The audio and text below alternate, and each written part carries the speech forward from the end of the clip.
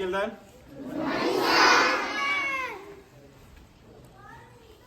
today our school premises, Kota station, fire station officer గారు శ్రీనివాసులు గారు, అదేవిధంగా మన ఎస్ వర్ధన్ గారు, అక్కడ పనిచేసినటువంటి సిబ్బంది కానిస్టేబుల్స్ అందరూ వచ్చి మన స్కూల్లో ఒకవేళ ఫైర్ జరిగినప్పుడు ఎలా మనం ఆ ఫైరు దగ్గర నుంచి తప్పించుకోవాలా, ఆ బిల్డింగ్లో గబక్కన ఇరుక్కున్నా కానీ ఎట్లా మనం బయటికి రావాలా అనేటువంటివి ప్రతిదీ కూడా సార్ వాళ్ళు మనకు డెమో రూపంలో చూపించి మీకు అందరికీ చూస్తారు.